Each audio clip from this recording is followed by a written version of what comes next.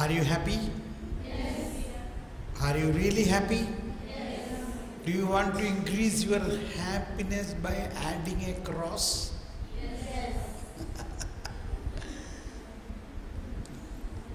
We are straight starting without a song, okay, but you stay here, we will need you. ഞാൻ പറഞ്ഞത് എങ്ങനെയാണ്? മലയാളത്തിലാണോ ഇംഗ്ലീഷിലാണ്? Okay, കാരണം ഇത് ഇംഗ്ലീഷ് വായിക്കായിരിക്കും. ഞാൻ എനിക്ക് കൊച്ചുറേസ്യ പുണ്യവതിയുടെ ഏറ്റവും ഇഷ്ടപ്പെട്ട റിഫ്ലക്ഷൻസ് സഫറിങ്ങിനെ കുറിച്ചുള്ളതാണ്. അത് വളരെയധികം എൻകറേജിങ് ആണ്. എന്നെ ഓർമ്മ എപ്പോഴും എൻ്റെ ഓർമ്മയിൽ വരുന്ന എന്താ ഓക്കെ, ഞാൻ എപ്പോഴും ഓർക്കുന്ന ഒന്ന്, ചില സമയത്ത് വളരെ വേദനാജനകമായ സഹനങ്ങൾ വരും. ഇത് എൻ്റെ കാര്യം പറയുന്നത് കേട്ടോ. അപ്പോൾ തീർച്ചയായിട്ടും നിങ്ങൾക്കതിൽ കൂടുതലുണ്ടാവും എന്നുള്ളതാണ്. അപ്പോൾ അതിൽ ഇങ്ങനൊരു വാക്ക് ഞാൻ ഓർക്കുകയാണ്. സമാശ്വാസത്തിൻ്റെ ഒരു കണിക പോലുമില്ലാത്ത സഹനത്തിലാണ് ദൈവസ്നേഹത്തിൻ്റെ ഏറ്റവും വലിയ പാരമ്യം. സംതിങ് ലൈക്ക് ദാറ്റ്, ഇല്ലേ? ഓർക്കുന്നുണ്ടോ അങ്ങനെയുള്ളത്? അതെനിക്ക് വളരെ ആശ്വസിപ്പിക്കുകയും കൂടുതൽ സഹനങ്ങൾ സ്വീകരിക്കാനുള്ള ഒരു പ്രോത്സാഹനം നൽകുകയും ചെയ്തിട്ടുണ്ട്. ഇവിടെ ഞാൻ തുറന്നപ്പോൾ കിട്ടിയ ഒരു ഭാഗം ഞാൻ വായിക്കുകയാണ്. Suffering has held out it arms to me from the very entrance into Carmel. സഹനം കൈകൾ നീട്ടി എന്നെ ഈ കാർമലിലേക്ക് വന്നപ്പോഴേ തന്നെ സ്വീകരിച്ചു. മറ്റൊരു സ്ഥലത്ത് കൊച്ചുറേസ്യ എഴുതിയിട്ടുള്ള ഇതാണ്, റൈറ്റ് ഫ്രം ദ ക്രാഡിൽ എന്താ പറയുക, അതിന് എൻ്റെ പിള്ളത്തൊട്ടിയിൽ മുതൽ സഹനത്തിലാണ് ഞാൻ വളർന്നത്. അത് നമുക്കറിയാമല്ലോ. കുഞ്ഞ് ജനിച്ചപ്പോഴേ തന്നെ അമ്മയ്ക്ക് അസുഖമായിരുന്നു. അപ്പോൾ കുഞ്ഞിനെ ഇളയമ്മയുടെ വീട്ടിലേക്ക് കൊടുത്തു വിട്ടു. അമ്മ ഭയങ്കര രോഗത്തിലായിരുന്നു. കണ്ടോ, നമ്മളെന്തോരം ഇന്നർ ഹീലിങ്ങിനൊക്കെ പ്രാർത്ഥിച്ചിട്ടുണ്ട് ഈ അമ്മയുടെ സ്നേഹം കിട്ടാത്ത. പക്ഷേ കൊച്ചുറേസ്യക്ക് അതെല്ലാം ദൈവം കൊടുത്തു. അപ്പോൾ അങ്ങനെ കുഞ്ഞുനാൾ മുതലേ സഹനത്തിലാണ്. അമ്മയിൽ നിന്നായിരിക്കാം അങ്ങനെ ഒരു അരൂപി കിട്ടിയത്. അമ്മയോ 4 മക്കൾ ഒന്നൊന്നായിട്ട് മരിച്ചു. അപ്പോഴെല്ലാം അത് ദൈവകരങ്ങളിൽ നിന്ന് സ്വീകരിച്ചു. വാസ്തവത്തിൽ ഈ 5 പെൺകുട്ടികളാവുന്നതിന് മുമ്പ് 4 പേര് സ്വർഗത്തിൽ ചെന്നു കഴിഞ്ഞു അവരുടെ. ഇല്ലേ? അതൊക്കെയാണ് ഈ ഒരു ആത്മീയതയുടെ ശക്തി. ഇപ്പോൾ ഈ ഒക്ടോബർ മാസം 18-ാം തീയതി ലൂയി മാർട്ടിനും സെലിയും കാനോനൈസ് ചെയ്യപ്പെടാൻ പോവുകയാണ്. ഞാനവിടെ ലിസിയിൽ ആയിരുന്നു എന്ന് പറഞ്ഞല്ലോ. അവിടെ എല്ലാം ഭയങ്കര സന്തോഷത്തിമിർപ്പും ഇപ്പോഴേ തന്നെ ഒരുപാട് തോരണങ്ങളെല്ലാം കെട്ടി വളരെ അലങ്കാരങ്ങൾ ഇതൊക്കെയാണ് അവിടെ ഒരുപാട്. അപ്പോൾ റോമിൽ വെച്ച് 18-ാം തീയതിയും അതിനുശേഷം 25-ാം തീയതി ലിസിയിൽ വെച്ചുമാണ് കാനോനൈസേഷൻ പരിപാടി. അപ്പോൾ അതിൽ നമ്മൾ കൊച്ചുത്രേസ്യ എന്ന ഒരു പെൺകുട്ടി അല്ലെങ്കിൽ ആ വിശുദ്ധയുടെ ജനനം തന്നെ 2 വിശുദ്ധരുടെ, ആ വിശുദ്ധരായ മാതാപിതാക്കളുടെ സഹനത്തിൻ്റെയും അവരുടെ ദൈവാനുഭവത്തിൻ്റെയും കൂടി ഒരു ഭാഗമാണെന്ന് കൂടി നമ്മൾ മനസ്സിലാക്കണം. പ്രത്യേകിച്ച് ഈ വർഷം, അതും പ്രത്യേകിച്ച് ഫാമിലി സിനഡ് നടക്കുന്ന സമയത്തായിരിക്കും ഈ 18-ാം തീയതി. ഒക്ടോബർ 18 എന്ന് പറയുന്നത് എന്താ? ഒക്ടോബർ 18ൻ്റെ പ്രത്യേകത, ഒക്ടോബർ 18 മിഷൻ സൺഡേ ആണ്. മിഷൻ സൺഡേ, ലോക സുവിശേഷവൽക്കരണത്തിൻ്റെ ലോക മിഷൻ്റെ മധ്യസ്ഥയാണ് കൊച്ചുറേസ്യ. ഒരിക്കൽ ഞാൻ ലിസിയിലായിരിക്കുമ്പോൾ ഇറ്റ് വാസ് എക്സാക്ട്ലി ഈ ഒക്ടോബർ 18-ാം തീയതി ആയിരുന്നു. അന്നൊരു ഞായറാഴ്ചയായിരുന്നു. അപ്പോൾ ഞാൻ അന്ന് അവിടെ ഉള്ളപ്പോൾ ഞായറാഴ്ച കൊച്ചുറേസ്യ കുർബാനയ്ക്ക് പോയിരുന്ന ആ കത്തീഡ്രലിലാണ് കുർബാനയ്ക്ക് പോയിരുന്നത്. അല്ലെങ്കിൽ കാർമലിൽ പോവും, അല്ലെങ്കിൽ ബസിലിക്കയിൽ പോവും. അപ്പോൾ അവിടുത്തെ വികാരി അച്ഛനും ഞാനുമായിട്ട് കുറച്ച് നല്ല പരിചയമാണ്. അപ്പം ജനങ്ങളുടെ ഇടയിൽ എന്നെ എളുപ്പം മനസ്സിലായി. ഞാൻ കറമ്പനാണല്ലോ, മറ്റുള്ളവരൊക്കെ വെളുമ്പരാണല്ലോ. മനസ്സിലായി, നിറം കൊണ്ട് പെട്ടെന്ന് മനസ്സിലായി. അപ്പോൾ ആ ആൾക്കാരെ നിന്ന് അച്ഛനിങ്ങനെ നോക്കുകയാണ്. ഓ, Oh, I see a missionary all the way came from India. It is very interesting that on this day of Mission Sunday of the feast of we should welcome him എന്ന് പറഞ്ഞിട്ട് എൻ്റെ ദൈവമേ, അപ്പോൾ എന്നെ അങ്ങ് ഭയങ്കരമായിട്ട് അങ്ങ് ബഹുമാനിച്ചു അവർ. എന്നുവെച്ചാൽ ഒരു മിഷൻ സൺഡേയുടെ അന്ന് കൊച്ചു ത്രേസ്യയുടെ കത്തീഡ്രലിൽ കൊച്ചു ത്രേസ്യ ലോക മിഷന്റെ പാട്രണസ് ആയിരിക്കുന്ന അവസ്ഥ എല്ലാം ഉൾക്കൊണ്ടുകൊണ്ട് അദ്ദേഹം പറഞ്ഞതിൻ്റെ അർത്ഥം എന്നെ ബഹുമാനിക്കുക എന്നുള്ളതിലല്ല, അത്രയ്ക്ക് കൊച്ചു ത്രേസ്യ ലോകത്തിൻ്റെ അതിർത്തികളിൽ സ്വാധീനിച്ചിരിക്കുന്നു. അങ്ങനെ ഈ കൊച്ചു കേരളത്തിൽ ജനിച്ച ഒരാൾ മിഷനറി ആയിട്ട് യൂറോപ്പിൽ വന്നിരിക്കുന്നു. ഞാൻ യൂറോപ്പിൽ ചെന്നത് ഒരു മിഷന് വേണ്ടിയാണ്.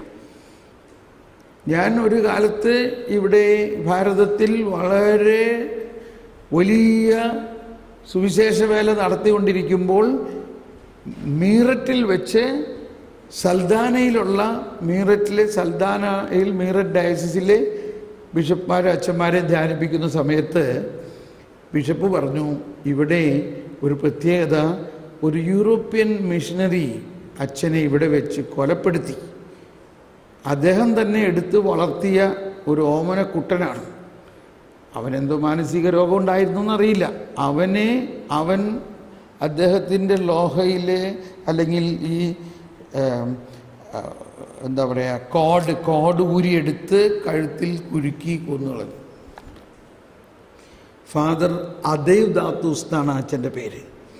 എനിക്കത് കേട്ടപ്പോൾ വലിയ ഒരു ഹൃദയവേദന തോന്നി. ഞാൻ ആ കബറിടത്തിൽ പോയി ഒന്ന് പ്രാർത്ഥിക്കാമെന്ന് വെച്ചു.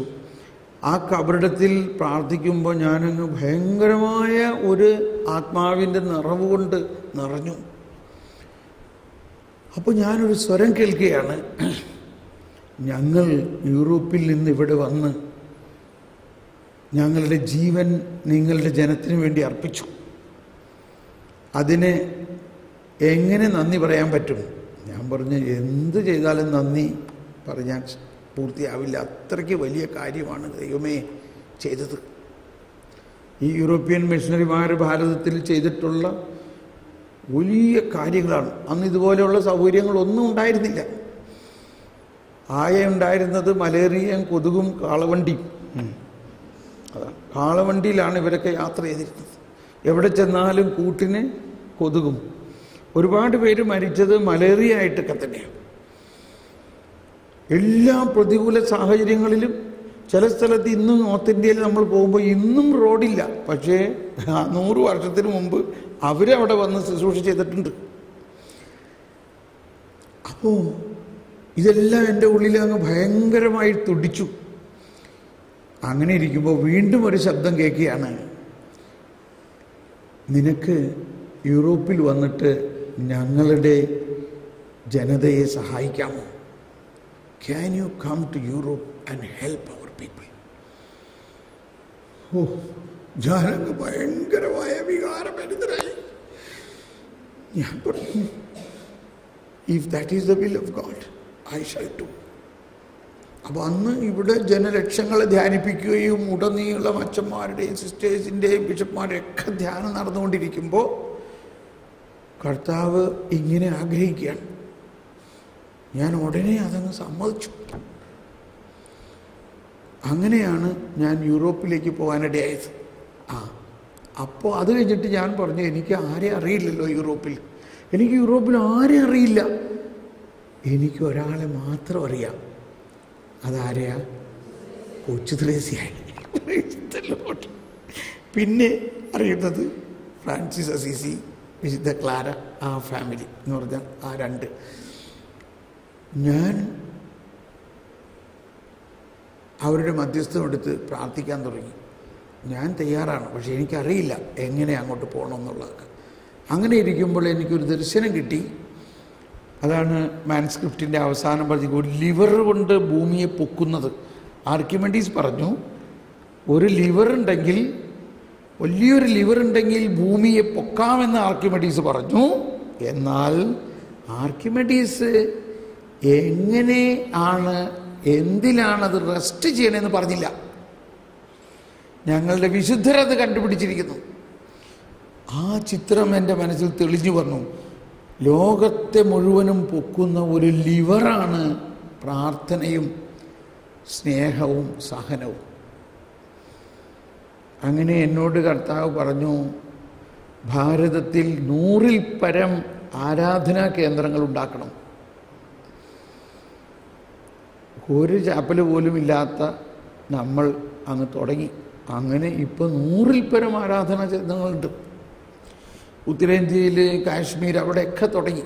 ഓക്കെ, അതെല്ലാം കഴിഞ്ഞപ്പോൾ പറയുകയാണ്, ഇനി യൂറോപ്പിന് വേണ്ടി ഡെഡിക്കേറ്റഡ് ആയിട്ട് ഒരു സെൻറ്റർ പ്രാർത്ഥിക്കാനുണ്ടാക്കുക. അതാണ് ഇന്ന് ഞങ്ങൾക്ക് പ്രാർത്ഥന. ഒരു 40 ദിവസമൊക്കെ ഉപവസിച്ച് പ്രാർത്ഥിച്ചു ഞാൻ. നമ്മൾ അതോടുകൂടി എൻ്റെ ടീമിലുള്ള എല്ലാവരും തന്നെ 40 ദിവസം ഉപവസിക്കുന്നവരായി മാറി. 40 ദിവസം വെള്ളം, അല്പം ചായയും മോരും ഒക്കെ കുടിച്ചു, കഞ്ഞിവെള്ളം കുടിച്ചു, ഒരു ഖര ഭക്ഷണം കഴിക്കാണ്ട് ഉപവസിച്ച് പ്രാർത്ഥിച്ചു, യൂറോപ്പിനും ലോകം മുഴുവനും വേണ്ടി. അങ്ങനെ ഇരിക്കെ എന്നോട് പറഞ്ഞു, ഒരാഴ്ച ധ്യാനമെല്ലാം മാറ്റിവെച്ച് പ്രാർത്ഥിക്കുക. 24 മണിക്കൂറും മാറി മാറിയിരുന്ന് നിങ്ങൾ പ്രാർത്ഥിക്കുക. ആ പ്രാർത്ഥനയുടെ അവസാന ദിവസം ഒരു ശനിയാഴ്ച ഉച്ചയ്ക്ക് 1 മണിക്ക് ഞങ്ങളെല്ലാവരും പ്രാർത്ഥിച്ചുകൊണ്ടിരിക്കുമ്പോൾ പെട്ടെന്ന് ടെലിഫോൺ അടിച്ചു. ഓഫീസിലെ ടെലിഫോൺ അറ്റൻഡ് ചെയ്യുന്ന കുട്ടി ടെലിഫോൺ എടുത്തപ്പോൾ അവളിങ്ങനെ വാവിട്ട് കരയുകയും ഒച്ചത്തിൽ കൂയിക്കൊണ്ട് പറയുകയാണ്, ജർമ്മനിയിൽ നിന്ന് ഫോൺ വന്നിരിക്കുന്നു, യൂറോപ്പിൽ നിന്ന് ഫോൺ. യൂറോപ്പിലും ജർമ്മനിക്കും വേണ്ടി ഞങ്ങളിങ്ങനെ പ്രാർത്ഥിച്ചുകൊണ്ടിരിക്കുമ്പോൾ അവളൊന്ന് ഫോൺ വന്നിരിക്കുന്നു. ഓടിച്ചെന്നു. ഫോൺ അറ്റൻഡ് ചെയ്തപ്പോൾ നമ്മളുടെ മലയാളിയായിട്ടുള്ള ഒരു സിസ്റ്ററാണ്, അവരവിടെ ഒരു ധ്യാനകേന്ദ്രമെല്ലാം നടത്തുന്ന മാർഗരീറ്റ വളപ്പില. പറയാണ്, എൻ്റെ ബ്രദറിനെ ഒന്ന് കോണ്ടാക്ട് ചെയ്യാൻ ഒരാഴ്ചയായിട്ട് ഞാൻ ശ്രമിക്കുക. ബ്രദർ ഇവിടെ വരണം, ഇവിടെ ഒരു ധ്യാനം നടത്തണം, ഇവിടെ കത്തി പടരണം. ഞാൻ പറഞ്ഞു, 1 വർഷത്തേക്കുള്ള ഡേറ്റൊക്കെ ബുക്ക്ഡായിപ്പോയി. ശരിയെന്ന് ഇപ്പം തന്നെ ബാക്കിയുള്ളത് എഴുത്, 1 വർഷം കഴിഞ്ഞിട്ടായാലും എഴുത്. അങ്ങനെ 1 വർഷം കഴിഞ്ഞിട്ടുള്ള ഡേറ്റ് കൊടുത്തു. അങ്ങനെ 2000 ആണ്ടിൽ ജർമ്മനിയിലേക്ക് പോയി. പോകുമ്പോൾ കൂടെ പ്രാർത്ഥിക്കാൻ 4 പേരെ കൊണ്ടുപോയി. അതിലൊരാളാണ് ഷാജി. അപ്പോൾ അങ്ങനെ അവിടെ ചെന്നപ്പോൾ തന്നെ നിത്യാരാധനയും പ്രാർത്ഥനയും എഴുതാൻ തുടങ്ങി. ഒരുപാട് കാര്യങ്ങളങ്ങ് ആരംഭിച്ചു. അങ്ങനെ യൂറോപ്യൻ ജനതയ്ക്ക്, ആ നാട്ടുകാർക്ക് വേണ്ടിയുള്ള ധ്യാനങ്ങളും ആരാധന സെൻ്ററുകളും ആരംഭിച്ചു. അങ്ങനെയാണ് ഞാൻ യൂറോപ്പിലെ ശുശ്രൂഷ ചെയ്യുന്നത്. അവിടെ ഒരു സെറ്റിൽമെൻറ്റിനോ ഒരു താമസിക്കാനോ വീട് പണിയാനോ എൻ്റേതായിട്ടുള്ള ഒന്നും എനിക്കില്ല. അവിടെ എല്ലാം ഈ മിഷൻസ് വേണ്ടിയാണ്. അപ്പോൾ മിഷൻ എന്നത് നമ്മുടെ ജീവിതത്തിൻ്റെ ഒരു ഭാഗമാണ് മിഷൻ. എന്നാൽ ആ മിഷന് വേണ്ടി നമ്മൾ സഹിക്കാതെ ഒരു കാര്യം നടക്കില്ല. ഇപ്പം എവിടെയോ എഴുതിയിട്ടുണ്ട്, without cross you cannot save a soul, ഇല്ലേ? അതൊക്കെ ഇതിനകത്തുള്ളതാണ്. അപ്പോൾ suffering has held out its arms to me from my entrance to Carmel and lovingly have I embraced it. My intention in coming here I declared in solemn examination which preceded my profession, I am come in order to save souls and especially to pray for priests. Adana ende dautyam, save souls, especially priests. When we want to attain an end, we must employ the means. And Jesus, having made me understand that, he would give me souls by means of the cross.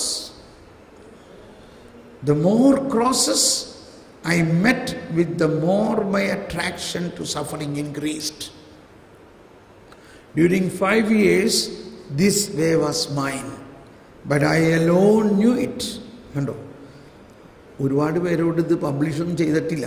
അതാണ് 2 തരത്തിലുള്ള suffering. ഒന്ന്, കൊല്ലാൻ കൊണ്ടുപോകുന്ന ആടിനെ പോലെ മിണ്ടാതെ സഹിക്കുക. മറ്റൊന്ന്, കൊല്ലാൻ കൊണ്ടുപോകുന്ന പന്നിയെപ്പോലെ ഒച്ചയുണ്ടാക്കി സഹിക്കുക. മനസ്സിലായി? രണ്ടാമത് കേൾക്കണ്ട. രണ്ടാമത്തേതാണോ ഒന്നാമത്തേതാണോ കേൾക്കണ്ടേ?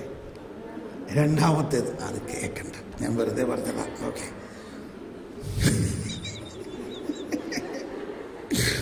അത് ഈ പിള്ളേർക്കുള്ളതാ, വലിയ അമ്മമാർക്കുള്ളതല്ല. അപ്പോൾ പറഞ്ഞ മനസ്സിലായില്ലേ?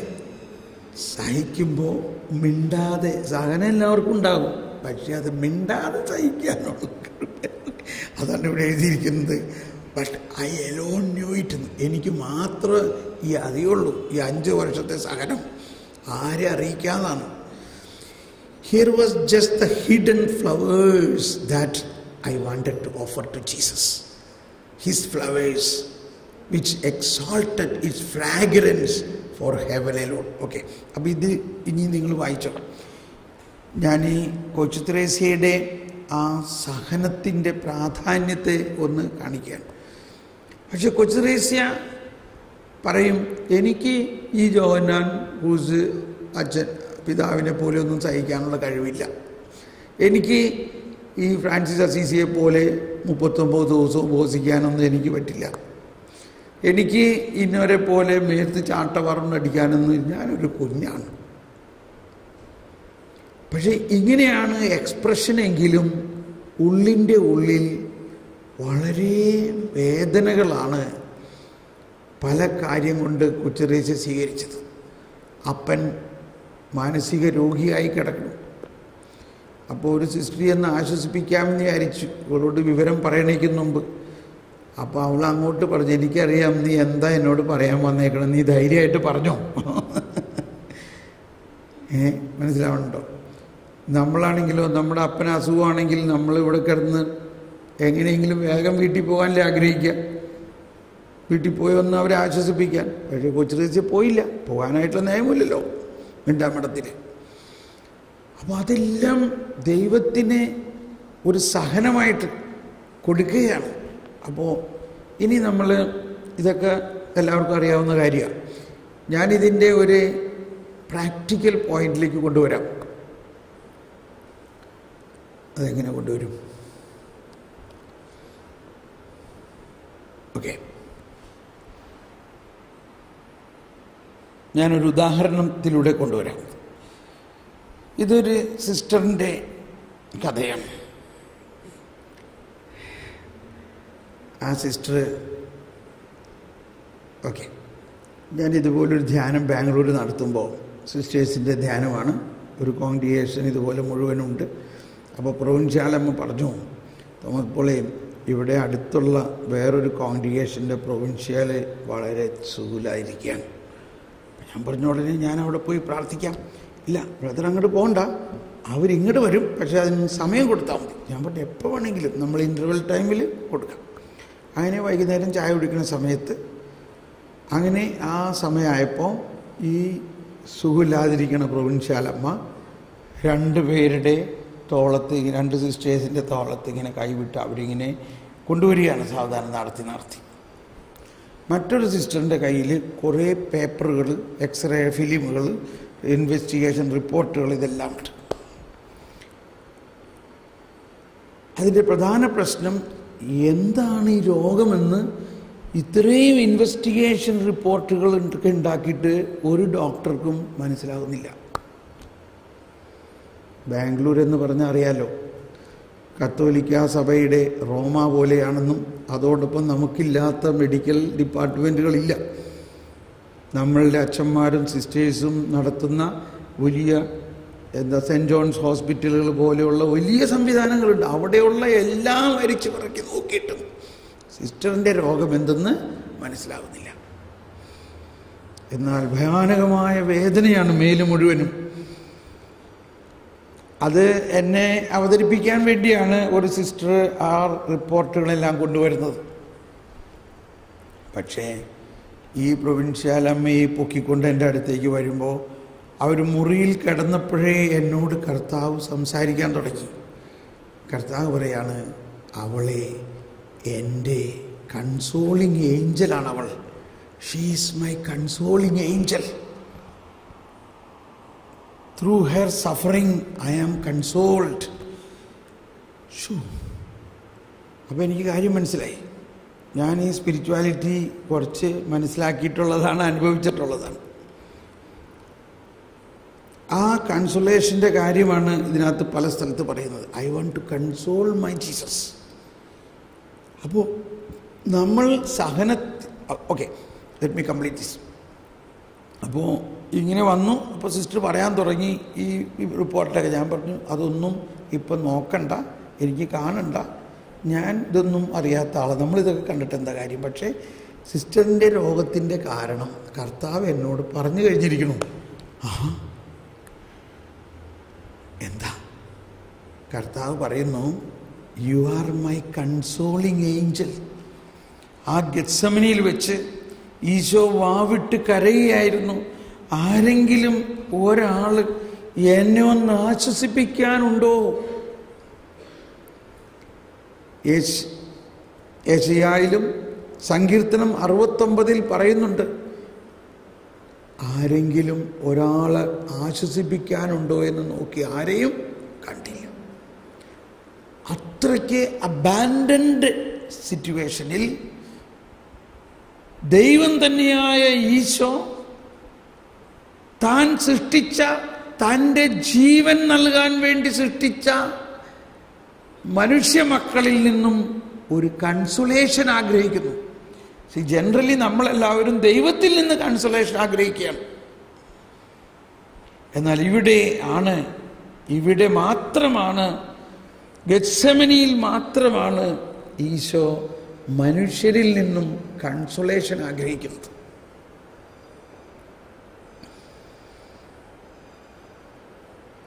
എന്തിനു പറയണു? ഈ സിസ്റ്ററിന് ഒട്ടനെ ഒരു മിന്നൽ പോലെ ഒരു വെളിപാട് ഉള്ളിലങ്ങുണ്ടായി. ഐ താങ്ക് യു ജീസസ് എന്ന് പറയാൻ. അത് കേട്ടപ്പോൾ ഒട്ടനെ മനസ്സിലായി, നന്ദി ഈശോയെ എന്ന് പറയല്ല, സിസ്റ്ററിൻ്റെ ശരീരത്തിൽ കറണ്ട് അടിക്കുന്ന പോലൊരു അനുഭവം. സിസ്റ്റർ സ്റ്റഡിയായി, മറ്റുള്ളവർ രണ്ടുപേരും വിട്ടു. She got A new power. എന്തൊരു അത്ഭുതം! എന്നിട്ട് പറയാണ്, ഇതൊരു വലിയ രഹസ്യമാണല്ലോ, ഈ കാര്യം ഞാൻ ചിന്തിച്ചില്ലല്ലോ. ഞാൻ യേശുവിനെ ആശ്വസിപ്പിക്കാൻ ഞാൻ ആരാ? നമ്മളെല്ലാവരും യേശുവിൽ നിന്ന് ആശ്വാസം അന്വേഷിക്കുന്നു. പക്ഷെ എനിക്ക് യേശുവിനെ ആശ്വസിപ്പിക്കാൻ സാധിക്കുമെന്നു. അതാണ് നമ്മുടെ വിളിയുടെ ഒരു മിസ്റ്റിക്കൽ കോൾ. നമ്മുടെ വിളിയുടെ വലിയ രഹസ്യമാണ്. നമ്മളെ വിളിച്ചിരിക്കുന്നത് യേശുവിൻ്റെ മണവാട്ടിയായിട്ട്, യേശുവിൻ്റെ വേദനയിൽ ഒരു നുള്ള് പങ്കുചേരുമ്പോൾ ആ നുള്ള് യേശുവിന് ആശ്വാസമായിട്ട് മാറുന്നു. ജർമ്മനിയിൽ ഒരു വലിയ ബസിലിക്കയുണ്ട്. അതിൻ്റെ പേര് തന്നെ യേശുവിനെ ആശ്വസിപ്പിക്കുന്ന ബസിലിക്ക എന്നാണ്, അല്ലെങ്കിൽ ദൈവത്തിൻ്റെ ആവശ്യം എന്നാണ്. ദ നീഡ് ഓഫ് ഗാഡ് എന്നാണ്. Need of God. ദൈവത്തിന് എന്തെങ്കിലും നീഡുണ്ടോ? പക്ഷേ അന്ന് രാത്രി ഈശോ ആഗ്രഹിച്ചു, നിങ്ങൾ എന്നെ ഒന്ന് ആശ്വസിപ്പിക്കും. അപ്പോൾ നമ്മുടെ സഹനത്തിൻ്റെ പ്രധാന ഒരു ഉൾക്കാഴ്ച ഇതാണ്, നമ്മൾ സഹിക്കുന്നത് യേശുവിനെ ആശ്വസിപ്പിക്കാനാണ്.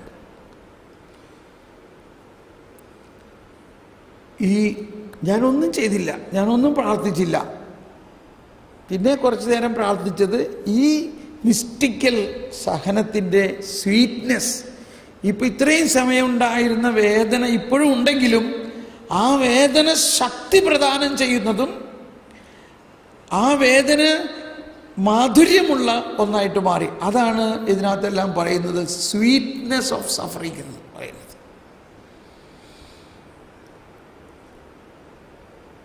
ഇത് നമ്മളെല്ലാവർക്കും ബാധകമാണ്.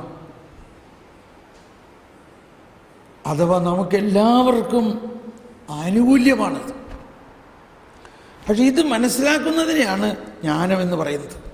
ഇതെനിക്ക് മനസ്സിലായത് ജ്ഞാനത്തിന് വേണ്ടി പ്രാർത്ഥിച്ചപ്പോൾ, ഒരിക്കൽ ഭയാനകമായ സഹനത്തിലൂടെ ഞാൻ കടന്നു പോകുമ്പോൾ കർത്താവ് എന്നോട് പറഞ്ഞു, മകനെ, ദുഃഖവെള്ളിയാഴ്ച ഇല്ലാതെ ഉയർപ്പില്ല. അപ്പോൾ ഞാൻ ഈ ദുഃഖവെള്ളിയാഴ്ചയിലൂടെ കടന്നുപോയാൽ മാത്രമേ ഉയർപ്പിൻ്റെ അനുഭവം എനിക്കുണ്ടാകുകയുള്ളൂ. ഇനി അതിൻ്റെ ടീച്ചിങ്സ് എല്ലാം പിന്നെ പൗലോസ്ലീഹയുടെ ലേഖനങ്ങളിലെല്ലാം നമുക്ക് മനസ്സിലായി. അതാണ് ഫിലിപ്പിയർക്ക് എഴുതിയ ലേഖനത്തിൽ 1-ാം അധ്യായം 29-ാമത്തെ വചനത്തിൽ പറയുന്നത്, ക്രിസ്തുവിൽ വിശ്വസിക്കാൻ വേണ്ടി മാത്രമല്ല, അവനോടൊപ്പം സഹിക്കാൻ കൂടിയുള്ള അനുഗ്രഹമാണ് നമുക്ക് ലഭിച്ചിരിക്കുന്നത് എന്ന് പറഞ്ഞ എല്ലാവരും. ക്രിസ്തുവിൽ വിശ്വസിക്കാൻ വേണ്ടി മാത്രമല്ല, അവനോടൊപ്പം സഹിക്കാൻ കൂടിയുള്ള അനുഗ്രഹമാണ് നമുക്ക് നൽകിയിരിക്കുന്നത്.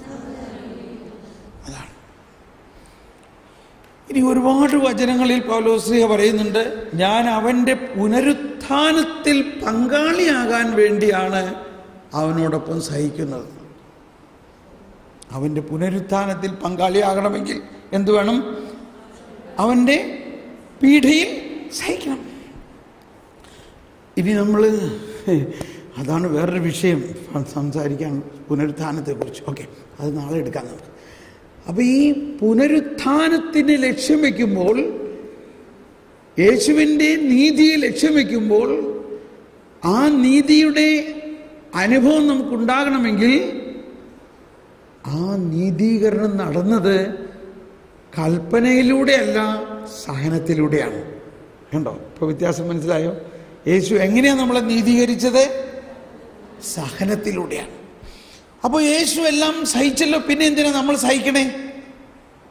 അപ്പോൾ ഇവിടെ നമ്മൾ മനസ്സിലാക്കേണ്ട ഒരു ആശയം, യേശു സഹിച്ചതും പറഞ്ഞതും അനുഭവിച്ചതും എല്ലാം അന്ന് 2000 വർഷം മുമ്പ് സംഭവിച്ചപ്പോൾ തന്നെ അത് അനന്തതയിലേക്ക് പ്രവേശിച്ചിരിക്കുന്നു.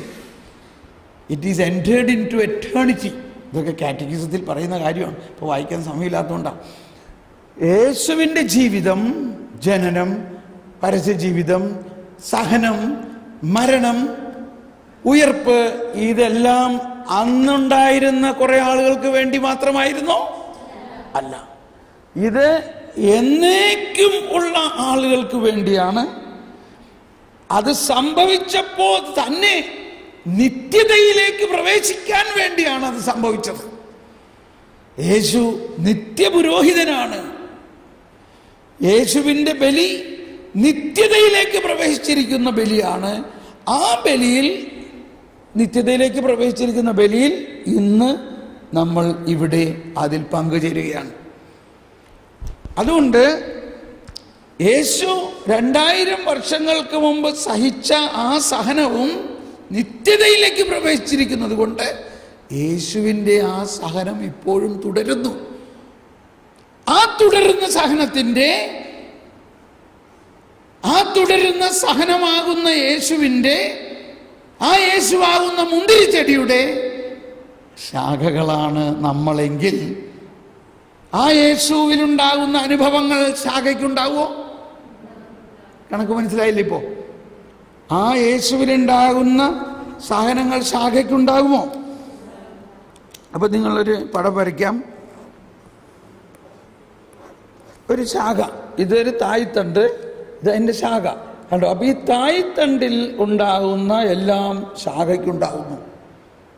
ഈ പള്ളിയിലൊക്കെ അവിടെ ഇവിടെയൊക്കെ കാണാം മുന്തിരിച്ചെടിയും തായ്തണ്ടും ഒക്കെ, തായ്തണ്ടും ശാഖയും.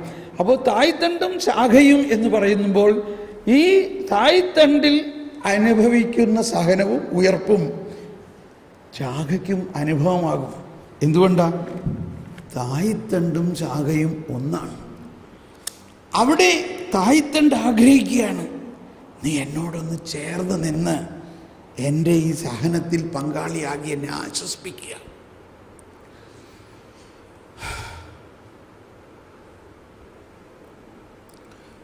ഇത് ഒരുപാട് സിസ്റ്റേഴ്സിൻ്റെ ജീവിതത്തിൽ ഞാൻ സഹായിച്ചിട്ടുള്ളതാണ്. ഒരുപാട് സിസ്റ്റേഴ്സിൻ്റെ ഭയാനകമായ സഹനം.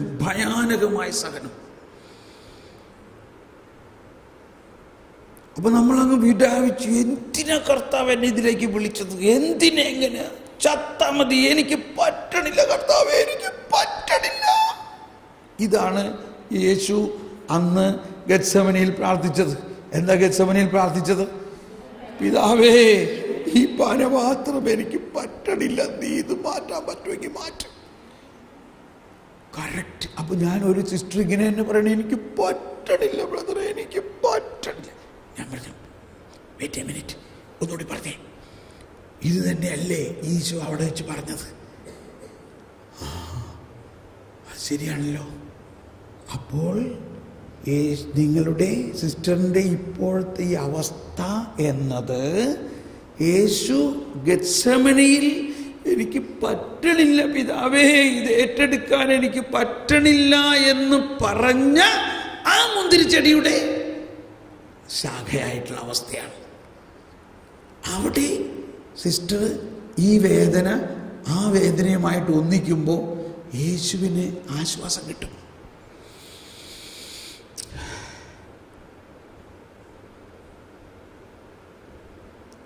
അങ്ങനെ ഒരു മിനിറ്റ് ഒന്ന് പ്രാർത്ഥിച്ചു. ആ സംഭവത്തിലുള്ള വേദന ഇപ്പോഴുള്ള ഈ വേദനയുമായിട്ട് പെട്ടെന്ന് അങ്ങ് കണക്റ്റ് ആകുകയാണ്. പക്ഷെ ഇത് എപ്പോഴാണ് കണക്റ്റ് ആകണേ? വേദനിച്ചാലേ കണക്റ്റ് ആവുള്ളൂ. നമ്മൾ വേദനിക്കുമ്പോഴേ ഇത് മനസ്സിലാവുള്ളൂ. അത് ഭയാനകമായൊരു വേദനയാണ്. അത് മനസ്സിലാക്കുമ്പോൾ നമ്മൾക്ക് തോന്നും, എൻ്റെ ഈശോയെ, അങ്ങ് എന്തോ ഒരു വലിയ വേദനയാണ് അന്ന് അനുഭവിച്ചത്. അതിൻ്റെ ഒരു നുള്ളേ എനിക്ക് കിട്ടിയിട്ടുള്ളൂ. എന്നാൽ ഈ ഒരു നുള്ളു വേദന അങ്ങയുടെ വേദനയുമായിട്ട് ഞാൻ ചേർക്കുന്നു, അങ്ങക്ക് ആശ്വാസം നൽകാൻ. അപ്പോൾ ഉടനെ നമ്മൾ ഫ്രീ ആവും, നമ്മൾ പെട്ടെന്ന് അങ്ങ് സന്തോഷമാകും. എന്തുകൊണ്ടാണ് സന്തോഷമാകുന്നത്? ഉയർപ്പിൽ പങ്കാളിയായപ്പോൾ. ഇതാണ് സഹനത്തിൻ്റെ സ്വീറ്റ്നെസ്. പിന്നെ നമുക്ക് തയ്യാറായോ? പക്ഷെ എന്നാലും അത് വരുമ്പോൾ ഇതുപോലെ കരയും, പറ്റണില്ല. എനിക്ക് സ്ഥിരം ഫോൺ വിളിക്കണ ചിലരുണ്ട്. ഈ രാത്രി ആകുമ്പോഴേക്കും ഭയാനകമായ വേദനയാണ്. ഞാൻ എവിടെയായിരുന്നാലും ഞാൻ അവർക്കെന്നെ വിളിക്കാം. വർഷങ്ങളായിട്ട് ആ സമയത്ത് അവരെന്നെ വിളിക്കും. ഞാൻ അവർക്ക് വേണ്ടി ഇങ്ങനെ പ്രാർത്ഥിക്കും, ഈശോയെ, അങ്ങയുടെ വേദനയോട് ഇത് ചേർക്കുന്നു. ആശ്വാസമായി. പക്ഷെ അവർക്ക് ആ നേരത്തെ അത് പറ്റണില്ല, അതുപോലും പറ്റണില്ല. എന്തിന് കർത്താവ് ഇങ്ങനെ തന്നു? എന്ത് കർത്താവാണിത്? ഈ സ്നേഹമാണെന്ന് പറയുന്ന കർത്താവ്, എങ്ങനെ കരുണയാണെന്ന് ഭർത്താവ്, ഇതാണോ കർത്താവ് നല്ലവനാണെന്ന് ഇങ്ങനെയൊക്കെ പറയാൻ തുടങ്ങും. അപ്പോൾ എന്നാലേ സഹനാവുള്ളൂ. ഞാൻ പറഞ്ഞു, എന്ത് വേണമെങ്കിലും പറഞ്ഞു, കർത്താവിനെ അതുകൊണ്ട് കുഴപ്പമൊന്നുമില്ല. അങ്ങനെ ഒരു സഹനമുണ്ട്. ഇത് നമ്മുടെ മഠത്തിലുണ്ടാകാം, നമ്മുടെ കുടുംബത്തിലുണ്ടാകാം. മറ്റുള്ളവർ നമ്മളെ അവഹേളിക്കും, മറ്റുള്ളവർ നമ്മളെ തെറ്റിദ്ധരിക്കും. ഇതൊക്കെ ഇതിൻ്റെ കൂട്ടാണ്. അപ്പോൾ വേറൊരു സഹനമാണ് ഈശോയുടെ അനുഭവിച്ച തിരസ്കരണം. ഈശോയെ അപ്പസ്തോലന്മാർ തന്നെ ഒറ്റിക്കൊടുത്തു. അതാണ് സങ്കീർത്തനം 55 പറയുന്നത്. സങ്കീർത്തനം 55 എടുക്കാം. സങ്കീർത്തനം 55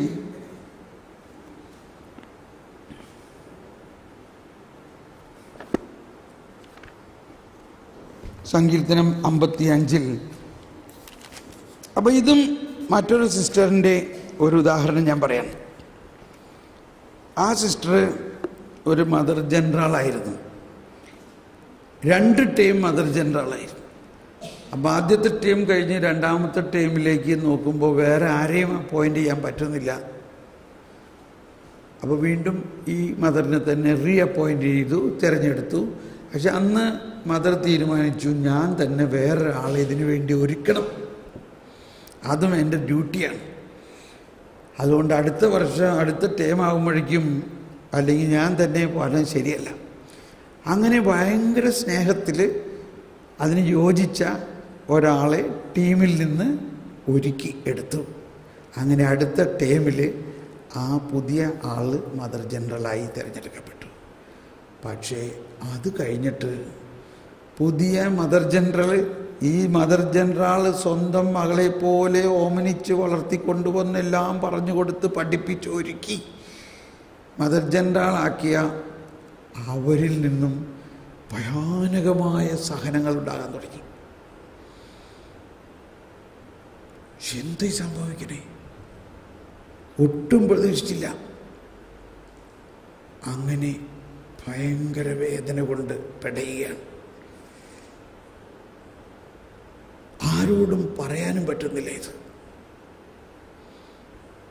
അങ്ങനെ ഒരു സമയത്ത് എൻ്റെ അടുത്ത് സംസാരിക്കാനിടയായി. ഞാൻ പറഞ്ഞു, സിസ്റ്ററെ, മദറെ, ഇത് ആരെയും കുറ്റം പറയണ്ട, ഇത് സങ്കീർത്തനം 55:12. സങ്കീർത്തനം 55:12 എടുത്തൊന്ന് വായിച്ച് ഞങ്ങൾ രണ്ടുപേരും കൂടി. അതിങ്ങനെയാണ്: ശത്രുവല്ല എന്നെ നിന്ദിക്കുന്നത്, ആയിരുന്നെങ്കിൽ ഞാൻ സഹിക്കുമായിരുന്നു. എതിരാളിയല്ല എന്നോട് ധിക്കാരപൂർവം പെരുമാറുന്നത്, ആയിരുന്നെങ്കിൽ ഞാൻ അവനിൽ നിന്നും മറഞ്ഞിരിക്കുമായിരുന്നു. എന്നാൽ എൻ്റെ സഹചരനും ചങ്ങാതിയും ഉറ്റ സ്നേഹിതനുമായ നീ തന്നെയാണിത് ചെയ്തത്. കണ്ടോ? സിസ്റ്റർ പറഞ്ഞു, എൻ്റെ ദൈവം, ഇത് ഞാൻ ഇന്നേ വരെ വായിച്ചിട്ടില്ലല്ലോ, വായിച്ചിട്ടുണ്ടെങ്കിൽ ഇങ്ങനെ ചിന്തിച്ചിട്ടില്ലല്ലോ. അപ്പൊ എന്താണിത്? ഇത് ഈശോ അനുഭവിക്കാനിരിക്കുന്നു. കണ്ടോ, സങ്കീർത്തനം ഈശോയ്ക്ക് 1000 വർഷം മുമ്പ്. എന്നാൽ ഇവിടെ പറയുന്നത് ഈശോ അനുഭവിക്കാനിരിക്കുന്ന സ്വന്തം സഹോദരരായ അല്ലെങ്കിൽ അപ്പസ്തോലരിൽ നിന്നും അനുഭവിക്കാനിരിക്കുന്ന വഞ്ചനയുടെയും തിരസ്കരണത്തിൻ്റെയും കഥയാണ്, സംഭവമാണ്. ശത്രുവല്ല, എതിരാളിയല്ല, ആയിരുന്നെങ്കിൽ സഹിക്കാമായിരുന്നു. എതിരാളിയല്ല എന്നോട്